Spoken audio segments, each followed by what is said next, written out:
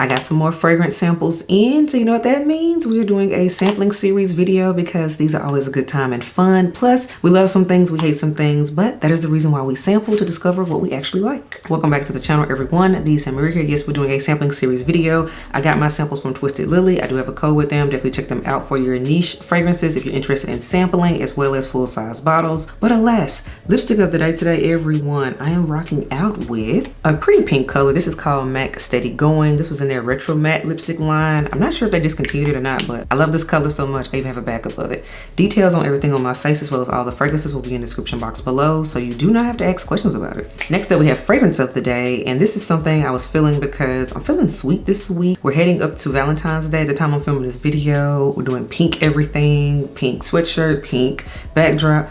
Killian's Love Don't Be Shy. I was just feeling this one today. So we're reaching for her, an oldie but goodie. If you've been in the fragrance community for any amount of time, you have heard of this fragrance. I've already done a dedicated review on this scent, so definitely check that out if you haven't already. But yes, Killian's Love Don't Be Shy is your fragrance of the day.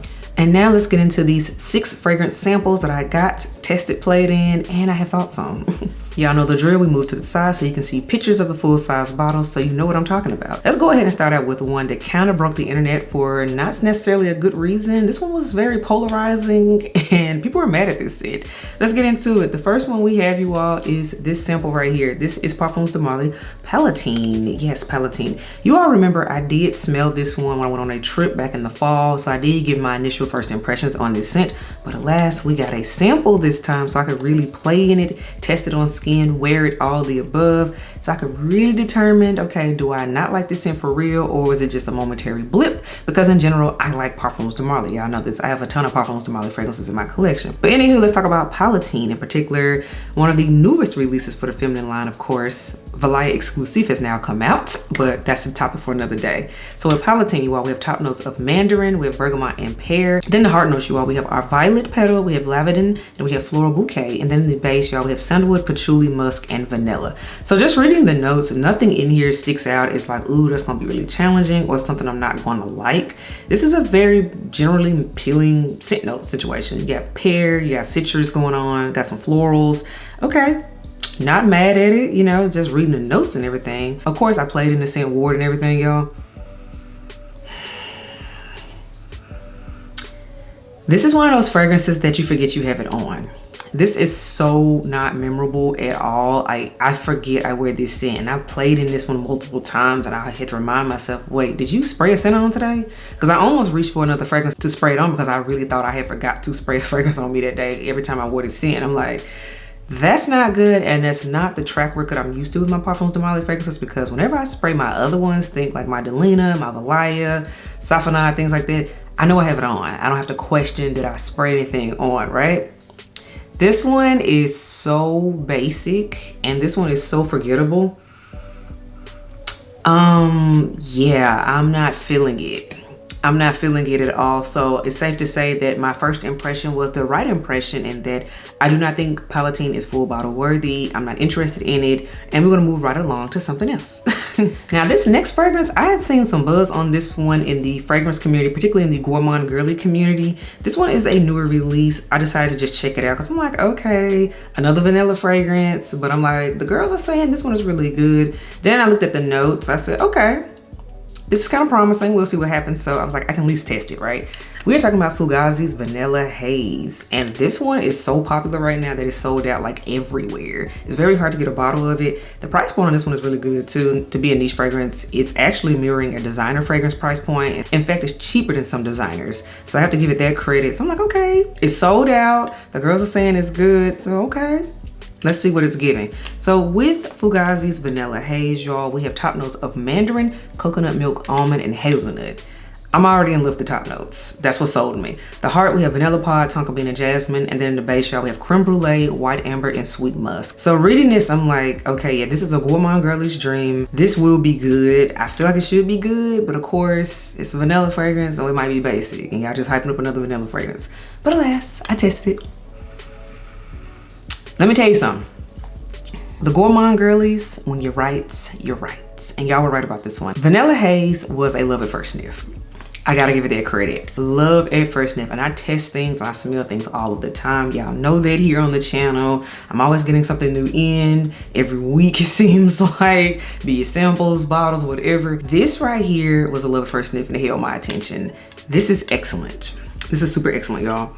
Yes, I get the vanilla in here, but I get like something sweet in here. Maybe it's that creme brulee. I even get a little bit of citrus in here too. But it's not so thick and dense that I'm like, ooh, I can't wear this once it gets warmer. I feel like I could wear this gourmand year round. That's how I'm feeling because it's been a little bit warmer as of late. It's actually warm when I'm filming this video. This smells just as good to me as when I first smelled it and it was a cold day. I'm talking 30 degrees and I'm still feeling this scent. Interesting enough, it's like there's even like a caramel in here or something, it seems like that ought to be. And I will say the closest thing that this scent kind of reminds me of, but even still it's not quite the exact same, so I want to say that too, is this one right here, Giardini di Toscana's Bianco Latte. However, this scent is super potent and super strong, and honestly, it's overwhelming. I have to really be in the mood to wear this one. So like to me, that vanilla caramel situation, if you like that in Bianco Latte, but you want it like mixed with some other notes, toned down, maybe a little bit more appealing, a little bit more easier wearing, I think you would absolutely love Vanilla Haze because that's been my experience in it. It's like the mandarin in here and the florals just help to better blend the gourmands in here for this type of DNA. So this is one 100% full-size bottle.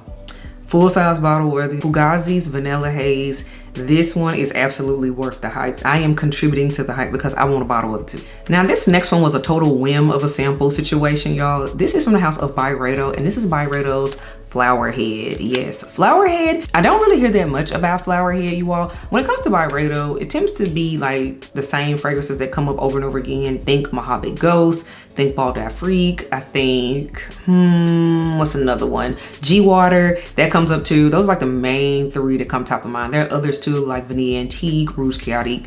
It's a whole lot of other fragrances they have, but the main big three are the first ones I named. Flower Head doesn't really come up, so for that reason, I was intrigued by it. So with Flower Head, you all, we have notes of angelica seeds, lingo berry, and Sicilian lemon. Then in the heart, we have dewy tuberose, rose petals, wild jasmine sandback, and then in the base, y'all, we have fresh amber and suede. So I said, okay, Flower Head, this is going to be a floral fragrance, and I'm seeing florals in the write-up. I'm like, okay, this is making sense to me. Let's see what happens. This is a yes. This is a yes. Beautiful jasmine fragrance. It's like a jasmine scent though. Also, I get the greenery. There has to be that green tuberose in here. This is a spring fragrance to me. It's feminine. I really like this. I really, really like this, y'all.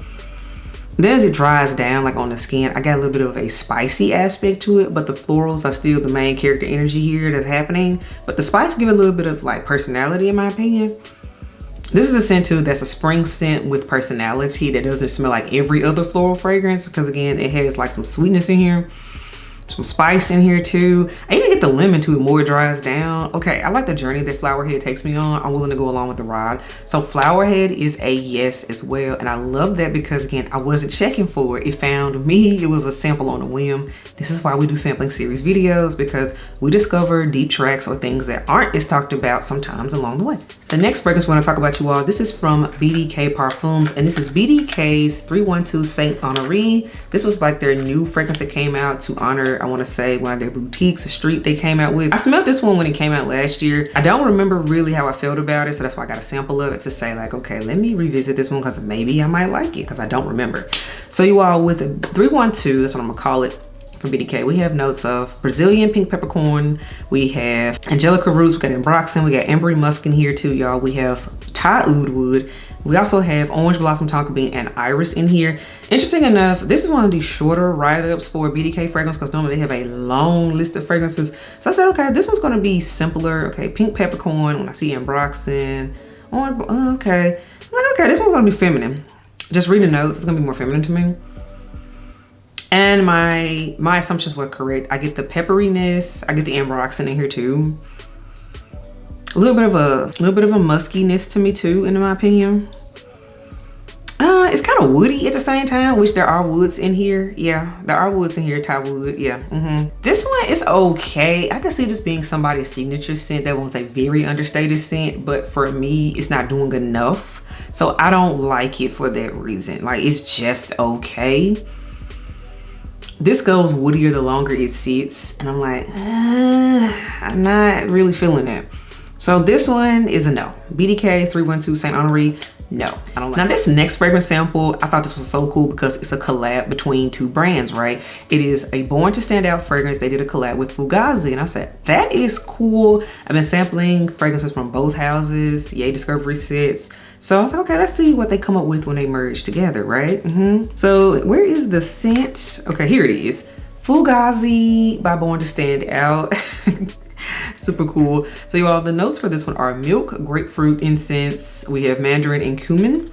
Then in the heart, y'all, we have our suede, vetiver, gaiac wood, and saffron. And then the base, y'all, we have vanilla, styrex, ambroxan, moss, and musk. So reading these notes, I'm like, I could potentially like this, but I could also hate this too, because there is a lot going on in here. And how Born to Stand Out do their fragrances, they're different. So you just kind of don't know what you're gonna get at the same time. But I like how Fugazzi does their scents. So that's why I'm like, okay, we're just gonna see what happens. So with Fugazzi by Born to Stand Out, y'all, I like this so much more on skin than I do paper. Because on paper, I'm like, yeah, okay, I'm getting more of the woodiness. I get a little bit of saffron. It was like, a little spicy. But on my skin, when I tested this on my skin, oh, it gave me what I needed. It did what it needed to do. The saffron was way more prominent, and it was a sweeter saffron versus a woodier saffron on skin for me. So like, okay, I'm on board with this. Also, I got the citrus in here too that came out over time. A little smokiness that happened too.